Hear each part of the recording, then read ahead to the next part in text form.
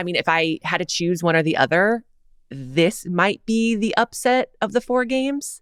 And so I might go North Carolina. Yeah, because... Does Becky love the courage or what? Do I need to wash my mouth out of soap? Hi, everybody, and welcome to Good Vibes FC. I'm Sam Mewis. I'm coming to you from the Women's Game World Headquarters in Vermont. And I'm Becky Sauerbrunn, coming to you from Portland, Oregon. Okay, Reba, we have so much soccer to talk about today, but before we get into some soccer, we need to talk about the holiday pipeline we are experiencing right now. Halloween's over. What's next for you? I assume the next holiday is Thanksgiving, right? I don't know. Is there something in there I'm missing? I don't know. I think there's a little bit of a Christmas window that can happen a little bit before Thanksgiving, and you light a little Christmas candle and you maybe start thinking about Christmas a little bit, and then you take a break, you have Thanksgiving, and then you go back to Christmas. That is not at all how I roll. You know how people are like, when do you start listening to Christmas music? They're like, oh, probably right after Halloween. I'm like Christmas Eve, I'll start listening to Christmas music. And I'm not Becky. a Grinch. I'm not a Grinch. Don't even say it. Don't even say it. No, I wasn't going to call you a Grinch, but that's not enough time.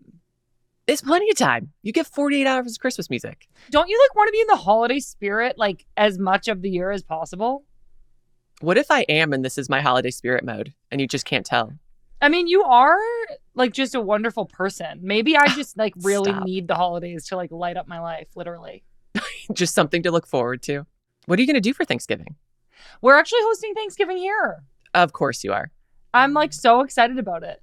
Are you going to do a full farm to plate meal? I mean, I hope so. My husband Pat, who's a cook / farmer / multiple other things, he just did a pop-up on Saturday where he did turkey tacos, mushroom tacos, a beet tostada, and it was all locally sourced ingredients. And so my kind of goal is to take what really worked from that pop-up that was Thanksgiving themed, which was a lot of it, and redo it again for Thanksgiving. That sounds lovely. Also very envious that your partner is such a great cook. I know. It's pretty incredible. It's pretty incredible. Zola does not cook. We have to get most of our meals delivered and a meal delivery service. That's kind of sick though, because then you don't have any dishes. Yeah, basically. That's so true. Okay, I need to know from everybody else, is it criminal to skip to Christmas and then take a break for Thanksgiving, go back to Christmas?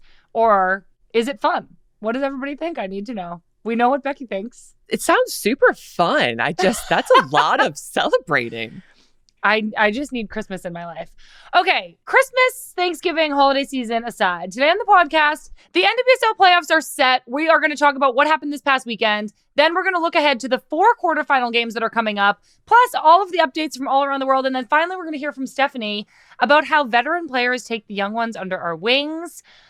Okay, let's get right into it, Becky. Starting with your game, you played Angel City on Friday night. And it could have been a lose and go home scenario. Angel City had been docked 3 points by the league. They weren't able to get a spot in playoffs. They were purchased this year for the highest ever club valuation of $250 million. So I think I want to start with Angel City. Do you think they came into this game with something to prove? Was there any extra, oomph from Angel City's side that you guys could feel? I would imagine that they wanted to come in and play spoiler. That was something that we absolutely talked about because we've all been on teams where you're out of playoff contention and you're let's ruin the day.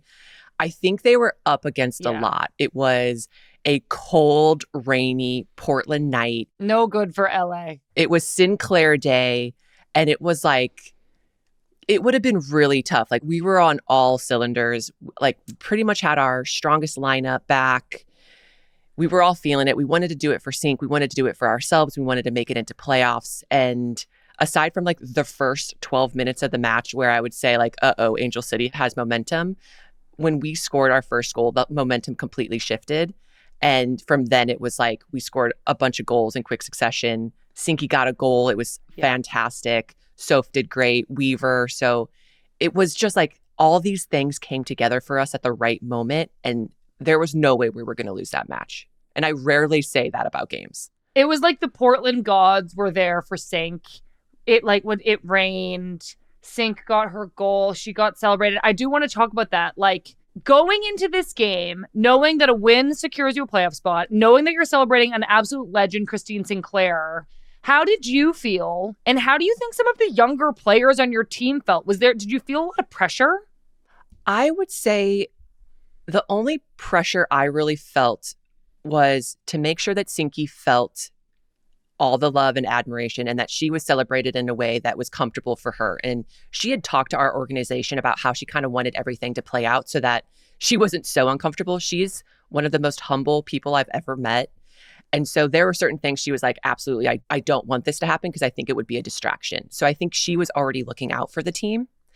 And the younger players, I think, were similar to me. Like they wanted to celebrate Sinc the best way possible, but we really wanted to make playoffs. Like we know we've had a wildly inconsistent season and we just didn't want to let go of one another yet. We didn't want the season to be done. We want another week of training. We want 3 more weeks of training. We want 3 more games. And so it's like finding the balance of, yes, this felt like a playoff match, but you also don't want the stakes to feel so high you get like performance anxiety. And I think this all goes back to like, thank goodness we've worked with a sports psych, a team psych for the duration of this season and a bit of last season so that we have like tools. And I mean, we've talked about this before, but we have tools that like, if you're getting a little too anxious, and I am one of those people who will always get pregame jitters, like breathing techniques to kind of get your heart rate back down, like calm your nerves a little bit, things to help you get into the flow state, like all these things that you can fall back on, like we've worked on so that in moments like this, we can actually go into a game and feel like this is every other game. Yeah, I really like that. I was actually talking about that recently about like those old techniques to like lower your heart rate in a really stressful moment that we like literally learned on the national team from a Navy SEAL, where it's like, is it like the breathing? You like breathe in for 4, hold for 4, out for 4, hold for 4. And you like, it's shown to like really slow down your heart rate. And then you can like think more clearly and focus and like do whatever is being asked of you. Yeah. And it's amazing how if you train that just a little bit, how much it really works. Wow. I just like need that in my regular daily life just to like lower my stress a little bit. But for context for everybody, so Christine Sinclair has played for the Portland Thorns her entire NWSL career. She's like a legend in Portland, Oregon. She went to college there. This was her last ever Portland Thorns home game because we knew that your team, even if you won this game, you weren't going to be in the top 4. So you won't have another home game this season. And Christine Sinclair is retiring from club football at the end of this year. What was Sinc like? You've already mentioned that she didn't want it to be like this huge ordeal, but did she address you guys at all? Like, did she say anything before the game? Did she seem nervous? I mean, it was a whole like few days of celebration. There was a match day -1 press conference and we all showed up to it, which I don't think she was expecting. We had some of our teammates dressed incognito as like older men to be reporters so that they could ask wild questions during this press conference. So it was like kind of a silly press conference, but there were so many people there. And then we had training. And after training, Katie Donnelly, who was like a long time athletic trainer for the national team and for Portland, made a piñata of a goat, like literally a goat. It was wonderful with like a Portland Thorns like pendant. And so we did like piñata. We got her like really nice gifts. She really likes a gin and tonic. So we got her like a personalized like decanter with some like crystal glasses to drink her gin and tonics out of. Nice. So we did like a lot of things to make her, I hope, feel really special because she is super special to all of us and to the city. And then we had these shirts made. I'm actually wearing it. It's a Sinky shirt with just a bunch of, we all wore that match day walking into the stadium. Yeah. We all had warm-up tops. So like it was Sinky everywhere. And I was walking down the stadium steps with her on match day. And I was like, hey, is this one of those days where you're like living in every single minute? Are you just kind of hoping you're done, the day's over, we've already won, you're just celebrating with your friends and family, like quietly in a corner somewhere? Yeah. She's like, oh, absolutely, the latter. Oh, she's like waiting for it to be over. She's like, get me out of here. Let this day be over. And then, of course, the game happens. She has such a Sinky goal. Like she gets the rebound off a Sophia Smith shot. Yep. And instead of just like trying to hit it as hard as possible into the goal, she's literally like waiting for the defender to bite, for the goalkeeper to bite. And then she just kind of left foot dinks it into the goal. And it was the most calm under pressure. And I was like, this is as much a Sinky goal as you will ever see. Did the stadium go crazy. Crazy. We went crazy. The stadium went crazy. And it was a packed house. And like I said before, it was rainy. It was like such a Portland day. It like the script writers could not have written it any better.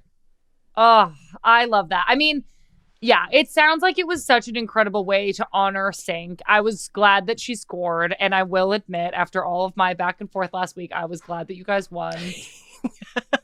Later in the match, there was actually this controversial call on Sophia Smith for an offsides.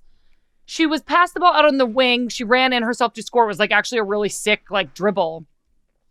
But like, I don't think it was offsides. And she actually tweeted later, she tweeted the clip and she tweeted, "Is this offsides?" Because at this point, I don't know what offsides means.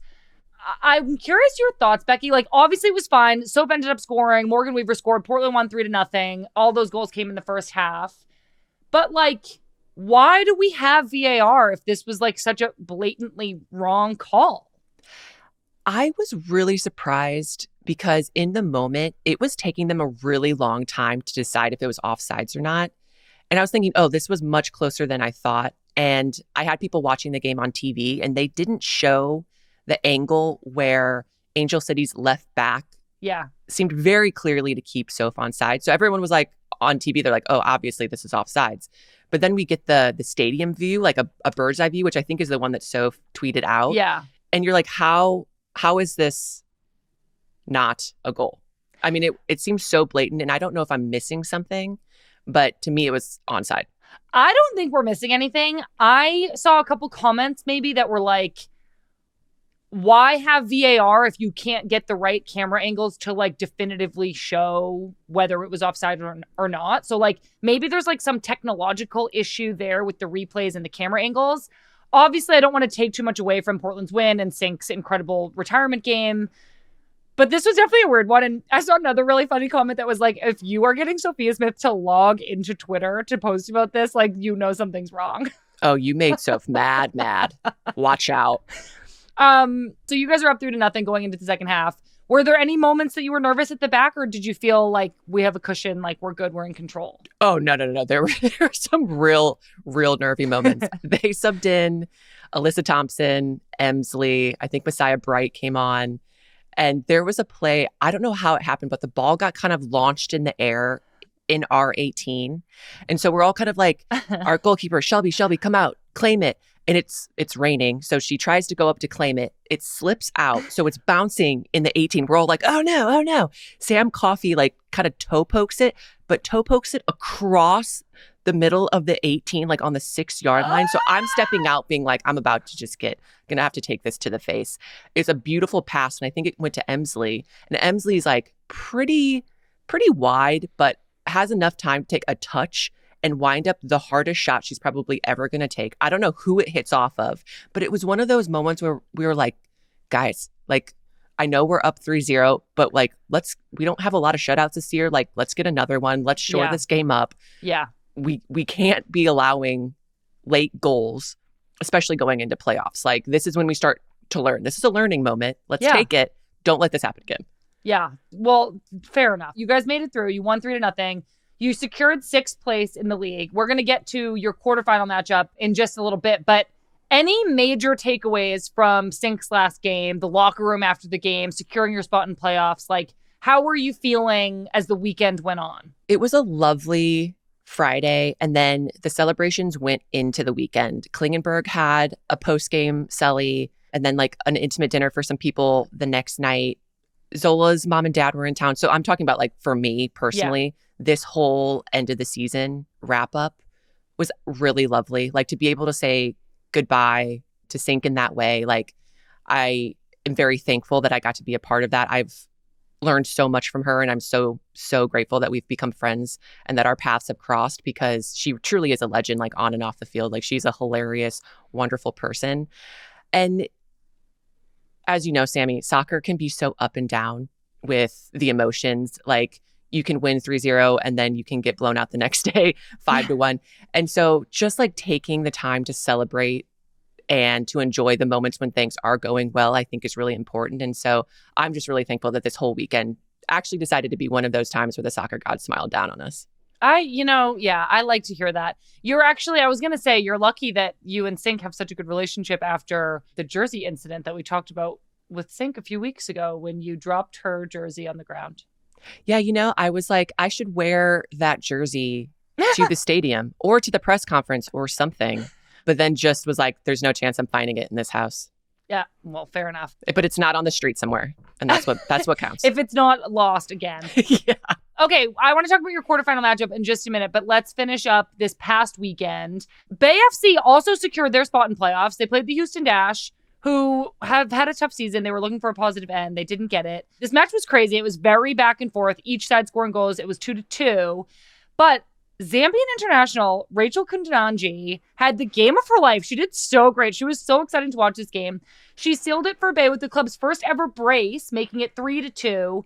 They made playoffs in their inaugural season. That's only the second time that an expansion team has ever made playoffs in their first season, the other time being San Diego in 2022. Yep. And I know that well because we played them at home in the semifinal, and Crystal Dunn had a last second golazo to put us into the final where we won. So I remember 2022 very well. Oh, you guys won 2022. Yes, we did.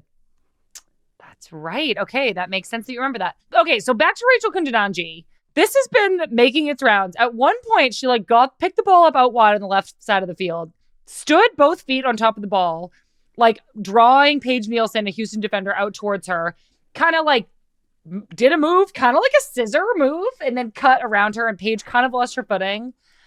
It's all over social media. This moment by Rachel Kundananji was this is when a player is feeling themselves in a game, is when you do something ridiculous like this. I personally would never do it because I've never had that much confidence in my life ever. But Marta would do something like this. I feel like Trinity Robin would do something like this. For Rachel Kundananji to just stand on top of the ball and be come get it. It was just so crazy. How do you think you'd feel if somebody did that to you and then they got by you? Okay, well, I only see this playing out two ways. So you can do what Paige did, where she ran out there and tried to play her straight up. And then the way I probably would have played it is that I would have run out there. So I'm outside of the 18 for sure. Yeah. And I'll apologize to my teammates later, but there's no way that she's going to get by me. And if I have to foul her, I will foul her. But she cannot get by me after she just beckoned me over for a 1v1 duel. Oh my God. I'll pull a jersey for the first time in my career. I just I'm good on Paige for going out to try to play it straight up because I don't think I could have. I mean, Paige Nielsen is a really good defender. This was a moment where Rachel Kundananji was just having a day. She scored 2 goals. Bay finished with 11 wins this season, which is, again, it's the most ever wins by an expansion club in their debut season. I'm curious, because it wasn't clear that Bay was having a good season all year. They definitely had some ups and downs. I think one thing that really bolstered them in the tail end of the season was the addition of Abby Dahlkemper, who came up from San Diego. But I'm curious, as a player who played against them, who saw very close up, what did they do right? What caused Bay to make playoffs, get all these wins, and have an overall really positive season? I think you can't emphasize enough adding Abby into that mix. I think having a veteran defender come in to kind of shore up that back line, I think made a big difference. And she was also scoring on the other end. So her immediate effect on that group, you could see it. She seems to be in a great spot. So I think that really helps. I also think you have a team with special players. We talk about Kundananji, who I think throughout the entire season has played very well. And I think they were consistent enough to get wins where they needed to get wins. And so it all comes back around near the end of the season. Every tie that you eked out, every win that you shouldn't have won, every point matters. Yeah. Every single point matters, as we see from the Portland Thorns, from Louisville, from Bay. All those points mattered. And so I think they did enough throughout the season to stay in contention. And when it mattered most, they found momentum and they started finding their stride. Yeah. Hopefully super promising for Bay, as again, they're literally just building. They're a brand new team, and this is a strong start to build off of. The game on Sunday, the Louisville game that could have had implications for Louisville to make playoffs, ended up not mattering because Portland winning and Bay winning secured the playoffs.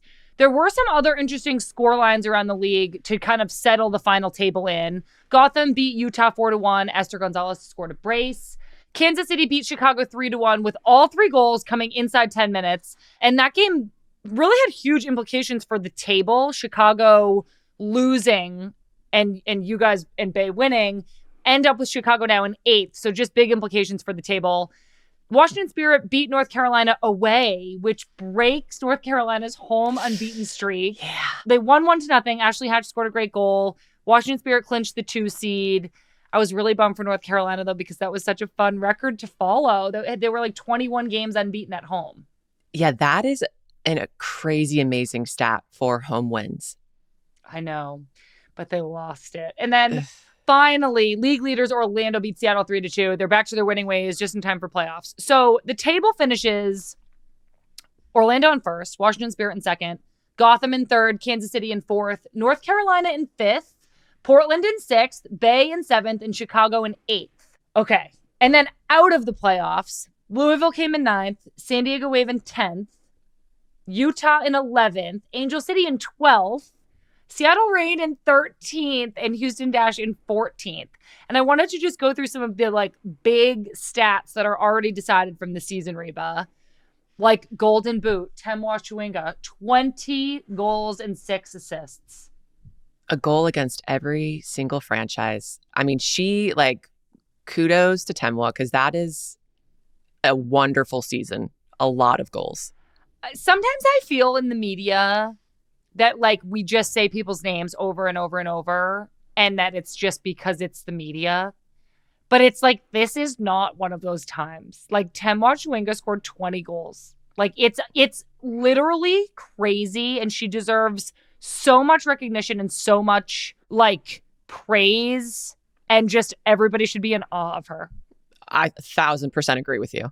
Okay, next up is most saves for goalkeeper Becky. Jane Campbell had 113 saves for Houston.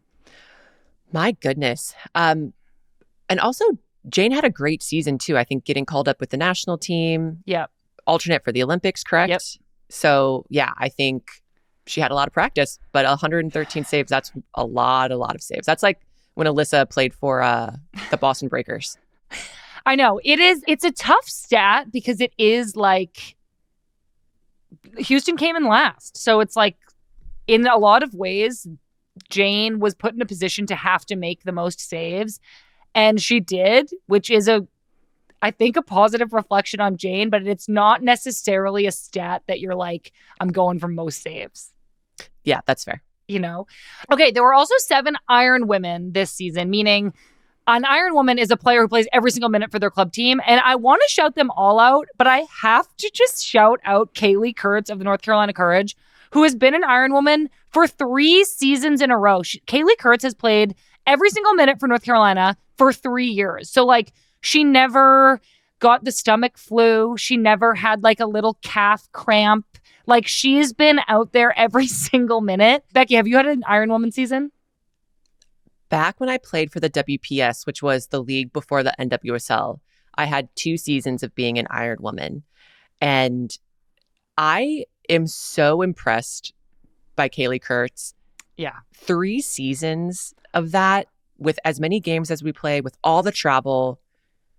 Like there's some luck, like you said, like she didn't get the stomach flu, didn't get a calf cramp. Knock on wood. But like the preparation and how disciplined she must be with her body to make sure that she's able to play every single minute of every single game. And she's had a great season too. Like I really love watching her play because she is so great on the ball. She always seems to be in the right spot. So I like kudos, Kaylee, because that is so impressive.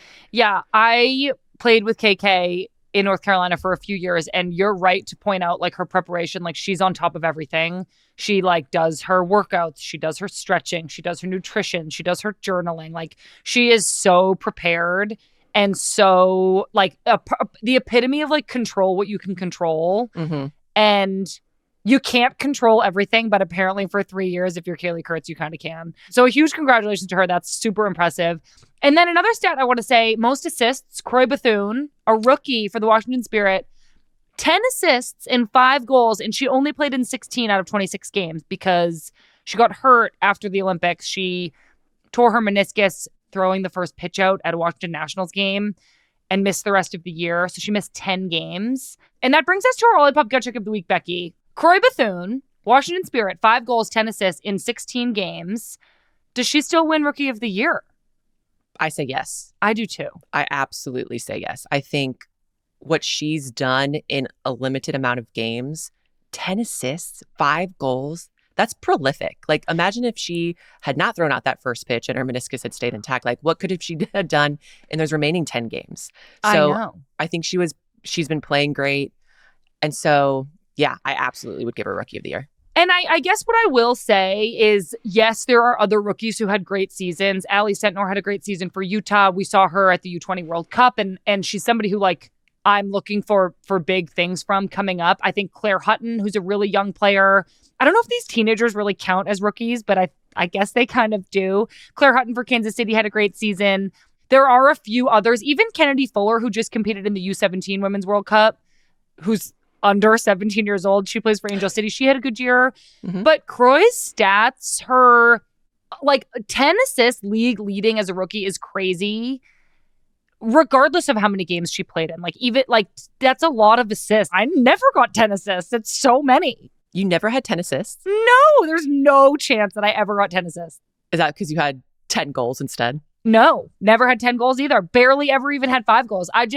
Croix Bethune's season for the Spirit, and also this is something I'll say about like players who get awards at the end of the year. I usually weight them when they help their team win a lot. So like you can be really good, but if you're on the last place team, I think it's a little bit harder to get recognized because winning is so important. And so for Croix to be on the Spirit got the 2 seed. They're going into playoffs really strong. It's super unfortunate that we're not seeing her play towards this end of the season, but she helped them get there. And so I think that gives her like an edge over a lot of these other players whose teams aren't even in playoffs. You sounded so media right there. Well done. Nice to meet you, Becky. I'm Sam US Media. Okay, that was our Olipop gut check of the week. Croix Bethune, you have our Rookie of the Year vote. Congratulations. We hope your knee is doing better. All right, Becky, let's pour one out for a couple of players that we're not going to see the rest of the NWSL season, starting with Angel City. We got to pour one out for a couple of these players. Sid LaRue, Kristen Press, incredible story. Kristen Press coming back from 2 years out with an injury to just return and be in great form, score a goal. What an incredible accomplishment. Alyssa Thompson had a great second half of the season. Sarah Gordon was holding it down in the back. I feel like Angel City is a team that like they feel like they have all the tools in place, all the right pieces, and they need to just put it together. But they did end up in 12th, which doesn't really seem very close, but it kind of feels like they were close. What do you think of Angel City, Becky? I think with the point deduction, and then they had a game against North Carolina where they were up a goal and got tied up like the last play of the game, which kind of like took them out of playoffs. Like they were in playoff contention pretty much until that moment. Yeah. So I agree with you. I think they've got all the components. They've got special players. Sarah Gordon, center back, got to give out a lot of love to the center backs. I thought she was fantastic this season. I see bright things for them in the future because you're right. I think they do have the components. Yeah. Okay. So we're pouring one out for Angel City. Hopefully next year. You guys are fun to watch. We like you. So we're here watching. I also got to pour one out for Allie Sentnor at Utah, who I just mentioned, from Hanson, Massachusetts, my hometown. She did have a really strong rookie season. She had a really strong performance at the U20 World Cup. It's tough, especially as a rookie, to be on a team that struggles so much, but Allie Sentnor definitely has a bright future, and I am looking for her name on either the November or the January U.S. Women's National Team camp roster. I think that she definitely has a future there. I need to pour one out for San Diego's Field. Oh, Sammy, brutal, but also factual because, I mean, the Thorns played there a bunch of times, and that field, it has seen some games. I mean, they've got college football, they've got soccer. I think they do random things there as well, like rugby. Yeah. Add on an MLS team, which I think comes in either next season or the season after that. It's going to see even more. So I don't know what needs to happen, but that field sees a lot of action in it. I think it really needs some help. San Diego's last home game of the season, which was also Fan Appreciation Night, by the way, had to get relocated to Louisville because the field was apparently not safe enough to play on. And Snapdragon Stadium put out a statement saying that, yes, aesthetically, the field is not in the condition that they would like it to be, though they felt it was safe enough to play on. But then they address some of these issues that you're talking about, Becky, like wear and tear from being used a lot. And they want to implement like grow lights, and they want to implement like a couple of other technological things to hopefully make the field better. But it's not great, obviously. So we're pouring one out for San Diego's field, Snapdragon Stadium. Hopefully you figure it out. Anyone else we're going to pour one out for, Reebs? I mean, I think you pour one out for Alex Morgan just with her retirement. We won't be seeing her again, but she absolutely deserves that. I think Naomi Girma, another center back, another great season, another great year. Pour some out for her. Yeah. All right, everybody. Shout out to you all. We love you. So the quarterfinals are set. Orlando are playing Chicago Friday night. Kansas City are playing North Carolina Saturday at noon. Spirit versus Bay FC is Sunday at 12:30, and then Gotham versus Portland is Sunday at 3. Let's break down these quarterfinal matches this weekend and give you a sense of what to watch for. The first quarterfinal game is Orlando versus Chicago. That's on Prime Video Friday night at 8 p.m. Eastern Time. Phenom Barbara Banda takes on Mal Swanson and Alyssa Nair at home in Orlando. Becky, what should we be watching for in this game? What do you think is going to provide the winning spark for each side? Well, I think you've got two teams with special players, and I think the side that feeds the player the most, that's in form, is going to win. So it's like, are you feeding Mal and putting her in great spots? Are you feeding Barbara Bandit and putting her in great spots? I think both teams know how to play towards their assets. Mm-hmm. And so I can see this being like a battle of the greats. And I'm really looking forward to this. I think that matchup is really intriguing to me. And I think if you get Alyssa on a day where she's just going to Alyssa out, she's not going to let anything in. I know. I hear you that this game is interesting to me too. It shouldn't be, because it's the 1 seed versus the 8 seed. It should be the least interesting game. But Orlando have lost a couple of games recently. Mal Swanson actually hasn't scored for Chicago since the Olympics. Orlando's defense has been really strong throughout the season. Anna Morehouse has 13 clean sheets. Emily Sams, Kylie Strom have been crucial on the back line. Marcha has been in incredible form. She's getting younger, not older. It's literally so crazy. It is crazy. It's so unbelievable. What a good problem. What a good problem for Orlando to have. So I just feel like this game is actually like ripe with opportunity for either end. Is Marcha going to lead the charge and just like leadership-wise ensure that Orlando gets to that semifinal? Can she set up Barbara Banda? Can the defense hold strong? Or can Mal Swanson get her form back, get her goal-scoring form back, and just be like, no, we're doing this. I score goals in big moments, and that's what I'm going to do this weekend. Yeah, I mean, obviously it can go either way, but if I had to like make a guess, I'm going to give Orlando. I'm going to have Orlando with the edge. Yeah. I think the thing that's most likely to happen, and that's kind of what I want to do with these games, is call our shot. Most likely for me, March is running the show. Orlando wins. Okay. Everybody, you have to watch this one. It's Friday night on Prime Video at 8 p.m. Eastern Time. I will be watching it. Popcorn, Olipop, frickin' Reese's. Don't even say it. Okay, the second quarterfinal is Kansas City versus North Carolina. That's on Saturday at noon on CBS. The way I would describe Kansas City this season is like they have been a team of fireworks. Like they have the Golden Boot winner, Temwa Chewinga, who has proved virtually unstoppable. They just like go off and score goals, but like, and maybe this is like too old to bring back, but like at the beginning of the year, I remember like they would just win like 5-4. And it would just be this like crazy, uncontrollable game. I think their midfield is really strong. Vanessa DiBernardo, Lola Bonta have been consistent and dangerous all year. Kansas City also has Dubinia, who like may not be making headlines every week this year, but we all know is one of the best players ever. Kansas City has scored 57 goals this season. They're on a 4-game win streak. And North Carolina have been solid enough to come in 5th. I'm not taking anything away from the Courage, who I love with all of my heart, but they've only won 3 games on the road this season. So Becky, what do you think we should watch for in this game? I think you just described a very prolific attack from Kansas City. I think North Carolina's defense, team defense, is really strong. They're very organized. So I think you're going to see a lot of that attack versus defense. I think North Carolina is so methodical in their buildup, and I think that works well against Kansas City. And so of all the matchups, I think this one is probably going to be the most tightly contested, actually. And I mean, if I had to choose one or the other, this might be the upset of the 4 games. And so I might go North Carolina. Yeah, because... Does Becky love the courage or what? Do I need to wash my mouth out so? So the Carolina home record streak just broken. So why not get a crazy, amazing upset on the road now? Like, why not just shake it all up? You don't have to tell me. I'm like so happy that you said that. Like, I'm going to ride this high for a long time. You mentioned that, like, tightly contested. I think tightly contested for sure, but I also think this game is going to be wide open. I think everybody's going to be so excited. The energy in the stadium is going to be crazy. Thing that's most likely to happen, I don't know, Temwa Chwinga scores a hat trick. Am I Temwa Chwinga's biggest fan in the whole world? Yeah. So is it going to be like 3-2? I was going to say 4-3.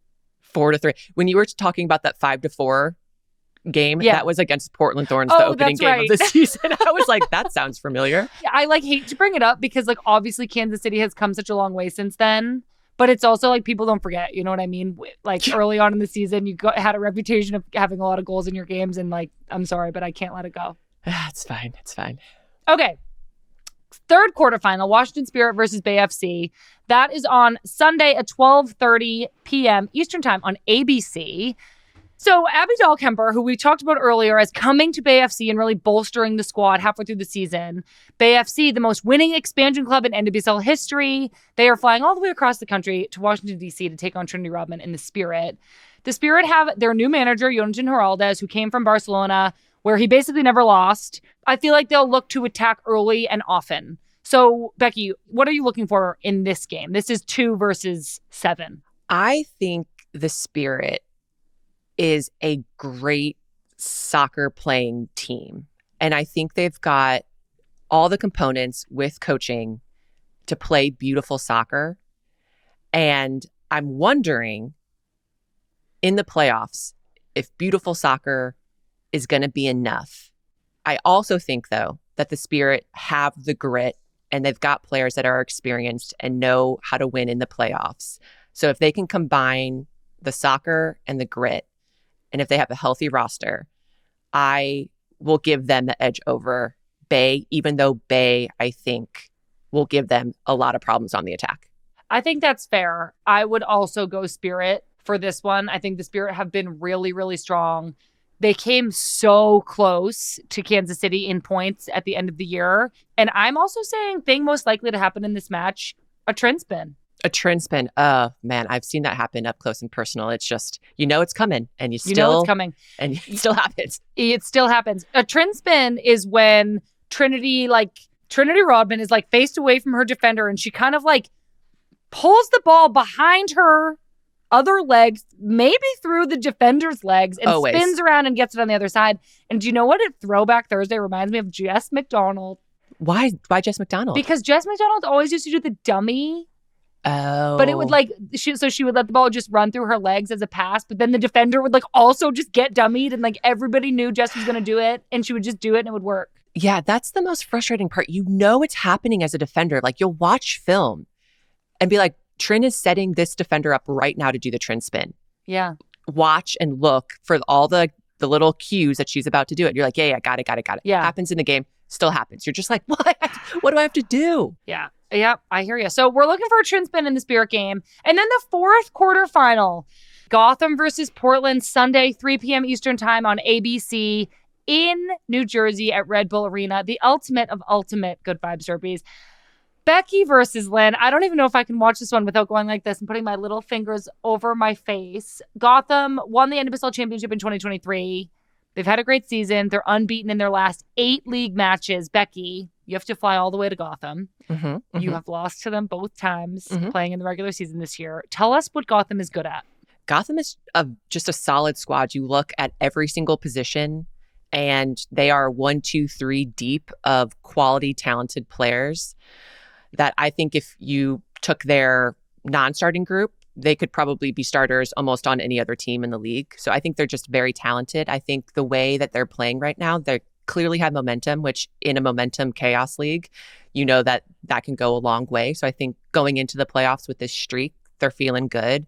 They're playing good soccer. I think Esther in particular saw some of those goals that she scored against Utah. Like, she's on a bit of a tear. She's feeling it. Yasmin Ryan, recently called up. She's doing well. I mean, you could say, go down the list and like talk about all these players and say, hey, they had a good season.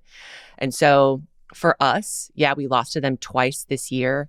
The first was earlier this season, and it was when we were giving up goals that we really shouldn't have. I think Esther scored on like a cutback, which is completely preventable. We just kind of lost her in the box. And then when we went to Gotham, didn't have a full healthy roster, which is no excuse. And it was not a good performance from us, and not enough players on the Thorns played to their average. And so I think going into this game, we need every single player on the Thorns to be playing at whatever their average, if not a little above, to make it like a real game against them. Okay, well, what I am definitely going to be watching for in this game is the drama and the glory. I'm looking for Becky Sauerbrunn to get a hat trick. I'm looking for Lynn Williams to get a hat trick. I don't know who to cheer for. I'm going to cry no matter what happens, but this is a really big game, everybody. This game is Gotham versus Portland. The Good Vibes Derby. How do you say it, Becky? Derby. The Good Vibes Derby, Gotham versus Portland, Sunday, November 10th at 3 p.m. Eastern Time on ABC. It's the NWSL Quarterfinals, everybody. Okay, we have a quick news roundup for everyone. In the WSL in England, Viv Miedema, Man City striker, had another knee surgery. Manager Gareth Taylor said it was a really minor procedure. A slight niggle Viv had that we felt might have gone away, but after discussions with the surgeons, they decided to do a small procedure, and I think it's really going to help Viv. After getting herself right with the surgery and getting herself really fit and really strong, we're going to have an enhanced version. Becky, I just wanted to talk quickly about this. Like, when does one of these just slight little nagging things become something you have to have surgery on? I mean, having surgery, I think that's extreme. Like, that's the extreme on the spectrum.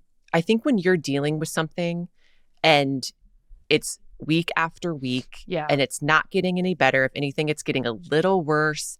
And if it's on the player's mind constantly, like if they're playing and they're just thinking, oh, this hurts, that hurts. If they're off the field and they're at home and they're like, this hurts, that hurts, then I think those things really need to get addressed.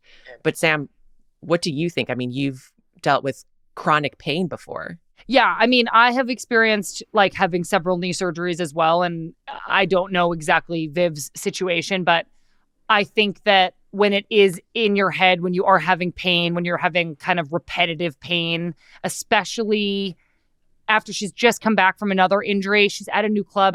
I just really feel for her. I do hope that this is minor. And my gosh, can you imagine an enhanced version of Viv Miedema? I mean, the world should look out. But it sounds like she's in great hands at Man City. City also won their game this weekend. Even without her, they won 3-0 against Crystal Palace with goals from Jess Park, Jill Roord, and Bunny Shaw. Elsewhere in the WSL, Man United and Arsenal tied 1-1. Alessia Russo scored against her former club for her first league goal of the season for Arsenal, who are still sitting in, well, they're in fifth. They're clawing their way back up the table. They are 7 points behind league leaders Man City, but it is very early, so we'll see how Arsenal continue to do. In the French league, I love saying this name, Tabitha Chewinga. Yes, Temwa's sister who plays for Lyon. She scored a goal for Lyon yesterday against French league rivals PSG. Lyon won 1-0. They outshot PSG 29-2. When was the last time you heard a shot line like that, Becky? It's been a while. It's been a while. 29-2. Lindsay Horan played about 78 minutes for Lyon, and Lyon are sitting in first place 6 games into their season. In other news, UEFA pledged $1 billion to the women's game. Their goal is to make football the most played team sport for women and girls in every European country. So they've promised to double the number of fully professional national leagues to 6 and raise the number of professional players from 3,000 to 5,000. So UEFA, as an organization, just really committing dollars and ideas and intentionality to growing the women's game in Europe, which I think is incredible. It's absolutely incredible. And we all know how far true investment can really go in the women's game. For sure. So go off, UEFA. Megan Oyster, Megan Montefusco. I know her as Megan Oyster because I have known her forever. She was actually my college roommate at UCLA. Oh, no way. She has been married, so is now Megan Montefusco. She announced her retirement after 179 games in the NWSL. I just wanted to give her a special shout out. The old days, we were roommates together in the dorms at UCLA. We used to, this is so stupid, but we used to do our laundry together to like save quarters. And then we would like argue over whose sports bra was whose. And we used to call it laundry fights. And I just think that the person that you like did your freshman year of college with like knows you in a very unique and special way. I love Megan so much. She's had such a great career. She's finishing up with Orlando. So she's already going out on such a high as a League Shield winner. She's had a really, really incredible career. And I'm really proud of her because my gosh, did she come such a long way from our freshman year at UCLA, and so did I. So I just love you, Maggie. Congratulations. I'm so happy for you, and I can't wait to see what's next. And from one center back to another center back, congratulations. I briefly got to play with her on the national team and then I played against her a bunch, and like, she's class on the field. She really is. She's just the best. And she works so hard. I'm really proud of Megan. Okay, the other thing, Becky, this is the last bit of news that I wanted to talk about. The Spanish national team has a documentary out on Netflix detailing the journey of the Spanish players as they navigated their Lost 15 strike before the 2023 World Cup, and then the horrible actions of Luis Rubiales after they had won when he kissed Jenny Hermoso. It's called Se Acabo. And Becky, I was wondering if you've watched it yet, if you plan to watch it, and if you have any thoughts on like kind of seeing that come out.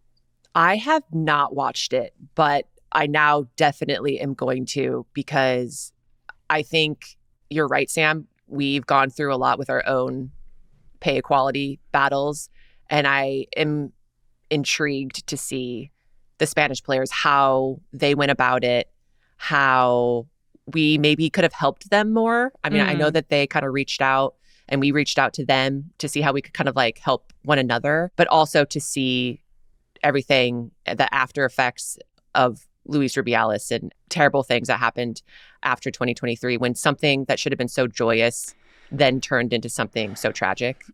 Yeah. And so I imagine it's a tough watch, but I definitely want to see it. Yeah, I definitely recommend it. It's on Netflix, and I'd love to chat with you more about it, Becky, after you've watched it. Let's go over to our inbox. We got an email from Stephanie that asks, "Hi, Becky, Lynn, and Sam. I feel like there has been a bit of talk about mentoring new players between Becky getting coffee with Yaz Ryan and all the talk of newer players exemplifying the playing style of older players. So I was just wondering if there's any sort of formal mentorship between the veteran players and the newer ones, either in the NWSL or on the national team, or if it's all informal and the veteran players just take newbies under their wings out of the goodness of their hearts." This email is from Stephanie. Stephanie, thank you so much for writing in. Reba, I'm curious to hear what you think of this. I know that the process isn't really very formal, but what do you feel is like your obligation as a veteran to help the younger players along? I think it's definitely more informal. And I think that's just like you have to read off each other's vibes. Like, Sammy, I think we've talked about before, I kind of invited myself to one of your lunches. I remember that. I was literally so honored. I was like, "Are you sure you want to come with us?" Yeah, but I also I wanted to get to know you guys better. I wanted to see how you guys were feeling, because that was heading into 2019. Yeah. Yeah. And so it was really to get to know you, to build a relationship, to gauge how you guys are feeling, if you guys had any questions. And it was completely informal. And I think it's better for that, because I don't know, I feel like it needs to be authentic. It can't be forced. Mm-hmm. And I think when you have veteran players, like when I see newer players or players that I'm playing with that just don't have as much playing experience, it's more like it's for the betterment of the player, but it's also for the betterment of the team. And so it's more like I want the group to do well. I want these players to do well. And so I always talk about, the sharing of scars, which we also learned from that Navy SEAL. Yeah. Like, what's the point of gatekeeping your experience? Like, you have experiences to share those experiences with other people so that they don't have it as hard when they go through the same things. And so for me, it's like, I don't want that next generation to have to work as hard as I had to work. And that's off-field and on-field things. Mm-hmm. And so with Portland, if it's a backline unit meeting and we're watching video, being able to step up and be like, I made a mistake there, like, see what I did wrong, and just taking accountability and showing that group, like, you're going to make mistakes and it's okay to accept mistakes and to use them as teaching moments for other people. And I think that kind of builds a culture that passes on to then when I'm no longer in that locker room, that next person can step up and be like, I made that mistake. And so I think it's just like a cyclical thing. And it just makes it so much easier for that all the generations that come after you. But I don't know. What do you say? I mean, Yeah. you benefited from both having great veterans and then you yourself being a great veteran. Oh, well, thank you, Becky. No, I wish it was for longer, but I kind of see it as like, I remember how like scared I was of the older players when I was young. And the longer you're scared of them and you don't see them as like your equals and as your teammates, like the harder it is for you to play like yourself. So I think that as I really established relationships with you all, especially on that 2019 team, like you coming to lunch with us. And I remember one time like Tobin telling me I was good.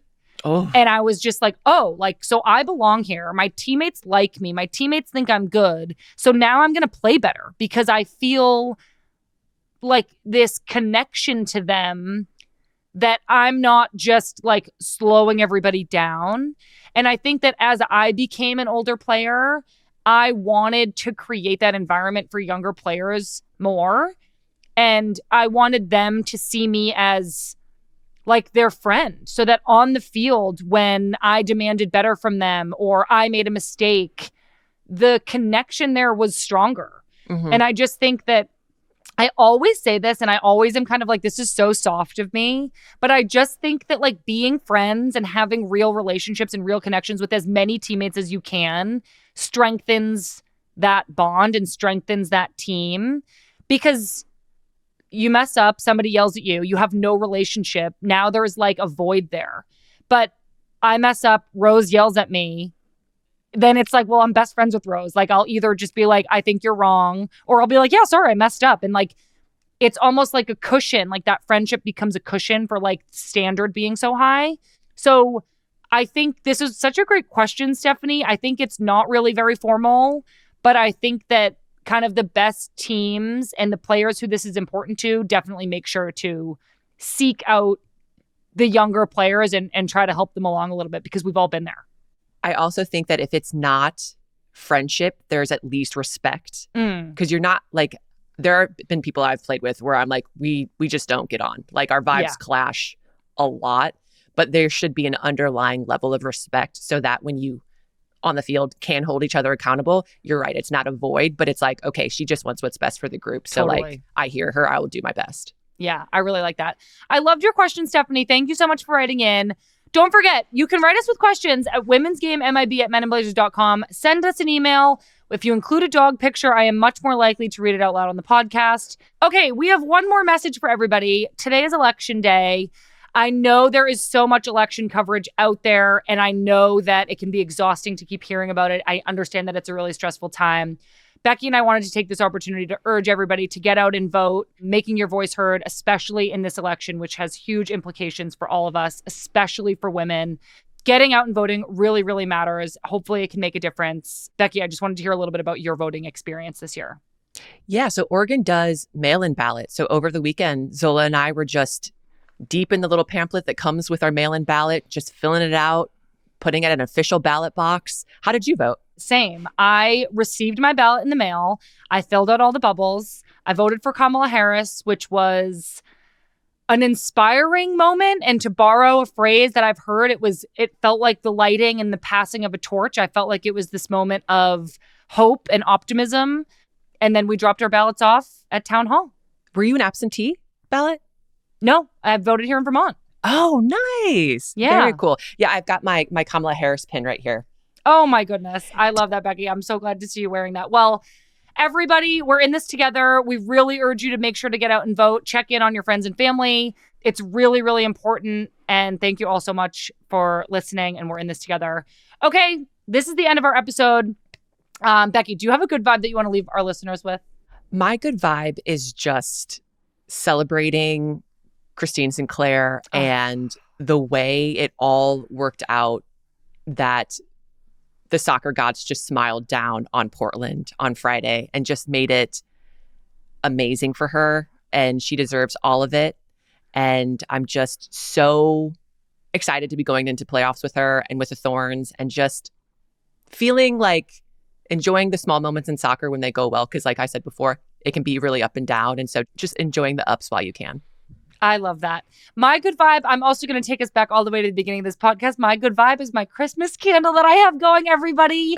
It is the holiday season. We are moving towards Christmas. I understand if not everybody's ready for it yet. That's it for this week's episode of Good Vibes. Please subscribe, you Frito pie. You can subscribe to our podcast feed wherever you get your podcasts, or to our YouTube channel, or both. That would be even better. We're also all over social media, Instagram, Twitter, TikTok, and Threads at Women's Game MIB. One more big announcement. The Women's Game is coming to Kansas City for NWSL Championship Weekend.